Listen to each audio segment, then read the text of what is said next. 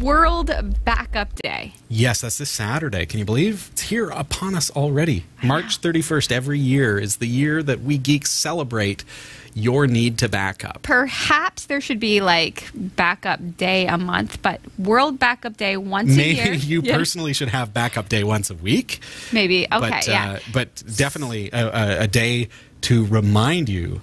It's like you've got to change the batteries in your fire detector, your smoke alarms, and your carbon monoxide detectors. You do that when the clock goes forward and back. Right. Right. Yes. I also flip the mattress of in my bedroom. Well, there you go. You do that. So we change the alarm batteries. We flip the mattress. Exactly. I've got a pillow top, so I'm stuck. I'll rotate it. How's that? Okay. Yeah. Twice a year. That's good. Perfect. And we're also going to make sure our backups are working. Exactly. Don't just back up twice a year, but make sure twice a year that your backups are working. I moved everything off of my laptop onto a USB flash drive. That is my backup. And that is very common. Now, some of you are saying, oh, are you focusing on me here? Because you know that I did that. I know a lot of folks who have done that, okay? So it's our responsibility to educate you as to what a real backup is. Right. So a couple of things that we need to think about. How you're backing up, how often you're backing up, how many copies of your files exist, what's going to happen if, say, the worst happens, your house burns down, right, and all your computers are destroyed, what's going to happen to your data and what is going to be lost. And also, here's something that a lot of people don't think about, Sasha. What is the process going to be like if I ever have to restore from my backup? Good question. Yeah. And it is a very good question because even companies will have exceptional backup systems in place and then not have the security to protect them against ransomware. Then ransomware hits and they're down for weeks. Right. And thousands upon thousands of dollars in IT hours. And so we've got to take that approach. Okay, so first of all, how are you backing up? Can I ask you personally? Can I ask you? Can it be a rhetorical question? Is it weird that I assume that? Okay. Okay. So here's my assumption. Where is your data? That's the first question. Here's the thing. Okay, this is going to sound horrible. This is not a good start. This is not a good start. Okay, I know the importance of backing up, but I also know who I am. And how I survive in this world is generally on your intelligence and capabilities. So it's my responsibility now. Okay, so my question How did this become about me? Am I backing up? Okay, so every week I'm going to say, Sasha, have you backed up this week? Where is your data? Think about that. Where are the things that mean the most to you? I have just real quick. First thing that comes to mind. I think Google. The Google Cloud. What are you talking about? I don't Where's know. Google? Where's Google? No, is it your phone? My phone does a backup thing. It does a backup thing. Let's go to the last question, which is how onerous is it to get the files back should you have a crash? These are rhetorical questions just so that it makes you think. Where is your data? It is on Dave's computer. Okay. Yes, and on my phone. The same data? Some of the same data? Some of. Okay. Okay, so he backs up some very important files. He's better at this than I am. Sure, okay. But he backs up to an external hard drive, but it's also still in the apartment. Okay, so that takes us to what if there was a fire, where is your data? Right. Okay. It is in the same place, the same physical location as the original files. Now, if we were in the apartment at the time of the fire, then an external hard drive. We're not going to make that assumption. But say we were. At least the external hard drive is easy to get, right? But we probably weren't there because definitely not. The fire was not our fault, so we were not there. No. After setting the fire, you ran. That's right. Yeah. We couldn't take anything. No.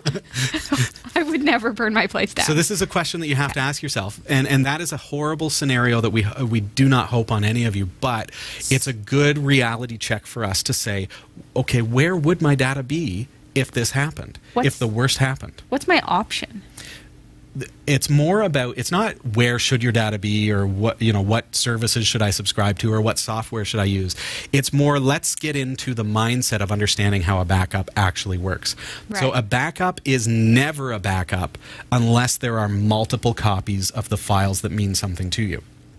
So if, for example, you've taken a bunch of photos and videos with your phone, all your family pictures and everything are on your phone, and then you transfer them onto your laptop because you want to back them up. Right. But then they're on your laptop and not your phone.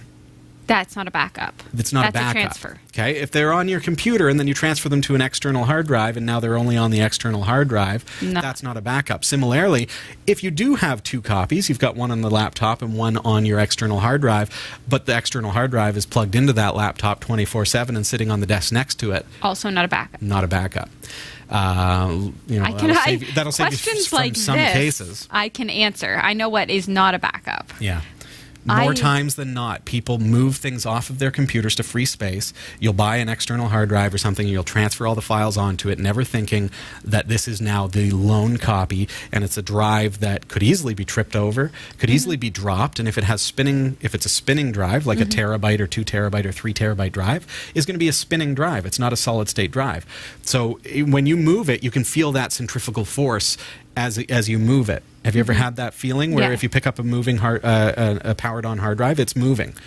So that's a spinning hard drive. And if that ever got bumped while it's spinning, if it ever got dropped while it's spinning, you are going to be hard-pressed to get the data off of that drive because it's moving at 7,200 rotations per minute, and there's a little teeny-weeny needle that's floating on an air cushion just above the platter. Right. Okay? And there are actually several of these little needles.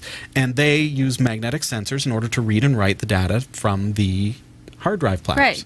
And if they so much as just touch that drive, 7,200 rotations per minute. Think about that, how fast that is.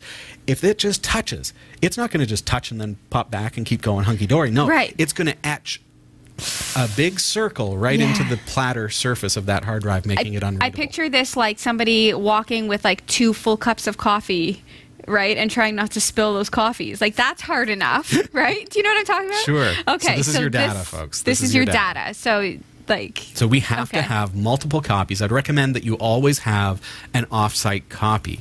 Now, if off-site, like through the internet, is not an option for you because that can be pricey, you've got to have storage and you've got to have the bandwidth in order to do it, you can simply go get a consumer hard drive, get an external hard drive, copy the files to that hard drive, and put it in a safety deposit box, or take it to work and put it in your desk drawer. And do that every single week or month, depending on how much information you want to lose, should the worst ever happen. Always have at least 2 copies, maybe 3, of everything that matters to you. Okay? Buy 2 of those drives, and then you can just swap them back and forth and take one off-site and leave the other one at home. That's what you need to do. Okay? Any other quick questions for me as we move on?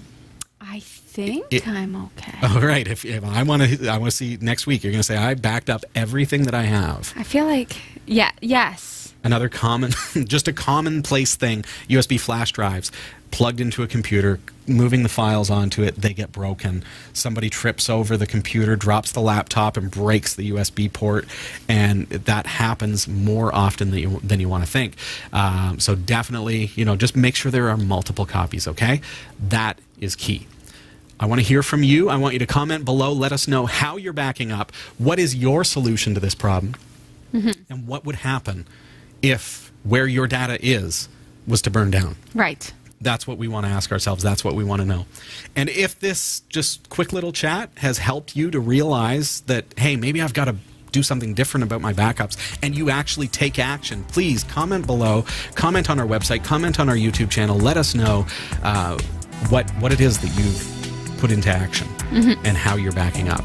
And if you have any questions or need advice, just let us know. I'll probably do what you're doing.